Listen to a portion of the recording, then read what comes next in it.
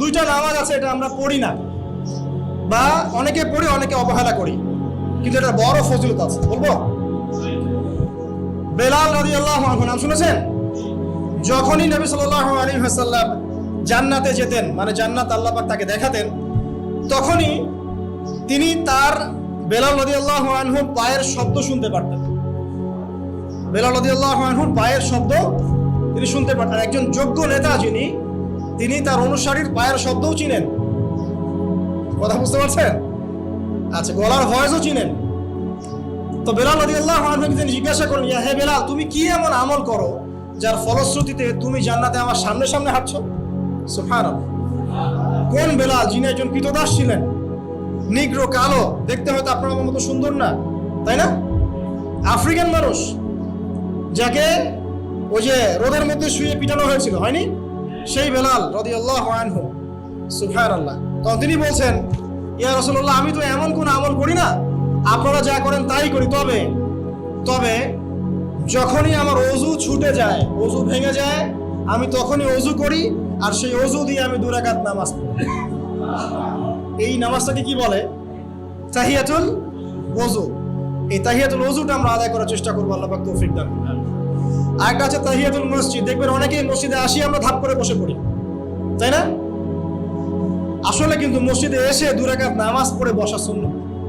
মসজিদে একটা হক আছে, মসজিদে আসলেন, 2 রাকাত নামাজ পড়লেন, সংক্ষিপ্ত আকারে পড়লেন, পড়ে বসবেন, এটা করা উচিত। আল্লাহ পাক তৌফিক এনায়েত করুন, আমিন। বেশি থেকে বেশি তওবা করার চেষ্টা করা উচিত। আর তওবা মানে শুধু আস্তাগফিরুল্লাহ ওয়া আতুবু ইলাইহি পড়া নয়। তওবার 2টো ভাগ আছে। কবিরা গুনার জন্য একরকম তওবা, আর সগীরা গুনাহ এমনি এমনি মাফ হয়ে যায়। সগীরা গুনার জন্য একটা সগীরা গুনাহ হয়েছে, আপনি একটা ভালো কাজ করলেন, আগের গুনাহ মাফ। একটা গুনাহ হয়েছে, আপনি ওযু করলেন, চোখের হাতের সব গুনাহ মাফ। একটা গুনাহ হয়েছে, আপনি সদকা করলেন, গুনাহ মাফ। মানে গুনাহ মাফের অনেক সুযোগ আছে, কিন্তু কবিরা গুনাহ মাফের শর্ত আছে। শর্ত কি? 1 নাম্বার, পাক্কা নিয়াত করা যে আর কোনোদিন এই কাজটা করবো না ইনশাআল্লাহ। 2 নাম্বার, ইচ্ছা করে ওই পাপে আর লিপ্ত না হওয়া। এবং 3 নাম্বার, নিজে এই পাপের জন্য কান্নাকাটি করে অনুতপ্ত থাকা, তাহলে ইনশাআল্লাহ মাফ হয়ে যাবে। আরেকটা শর্ত আছে, যদি পাপটা অন্য কারোর সাথে সম্পৃক্ত হয়, যেমন ধরেন কারো টাকা মেরে দিয়েছেন, টাকা শোধ করেন নাই, যেটা আমাদের সমাজে ট্রেডিশন হয়ে গেছে এখন। জমি মেরে দিয়েছেন, শোধ করছেন না, মান সম্মানের হানি করছেন, মিথ্যা অপবাদ দিচ্ছেন, হ্যাঁ, এক কথায় মানুষের সাথে সম্পৃক্ত হন, মানুষের ক্ষতি করেছেন আপনি, তখন কি করতে হবে? তখন ওই মানুষের কাছে গিয়ে ক্ষমা নিতে হবে। ডিফিকাল্ট, এবং এটার জন্য একটা বড় মনের দরকার আছে, মনের স্বচ্ছতার দরকার আছে। ভাই, আমি তোমার টাকা ধার নিয়েছিলাম, দেই নাই, এই নাও টাকা, শোধ করে দিলাম। ভাই, আমি তোমাকে ভালো মন্দ বলেছিলাম, তোমার গীবত করেছি, আল্লাহ তোমাকে মাফ করে দেয়, তুমি আমাকে মাফ করে দাও। খুব ডিফিকাল্ট এগুলো করতে হলে বড় মন লাগবে। আর যদি এগুলো আমরা না করতে পারি, তাহলে সমস্যা আছে। কিয়ামতের মাঠে আল্লাহ পাক ধরবেন, এবং যারা হকগ্রস্ত এদেরকে দাঁড় করাবেন।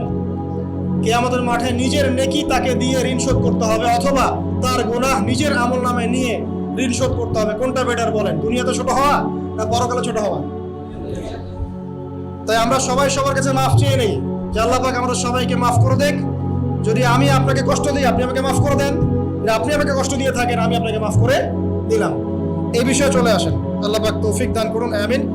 আর একটা তওবা করুন, আস্তাগফিরুল্লাহাল্লাযী লা ইলাহা ইল্লা হুয়াল হাইয়ুল কাইয়্যুম ওয়া আতুবু ইলাইহি। দিনে 70 বার বা 100 বার, দিনে 70 বার বা 100 বার। যদি না পারেন, অ্যাটলিস্ট এতটুকু বলবেন, আস্তাগফিরুল্লাহ ওয়া আতুবু ইলাইহি, আস্তাগফিরুল্লাহ ওয়া আতুবু ইলাইহি, 70 বার বা 100 বার।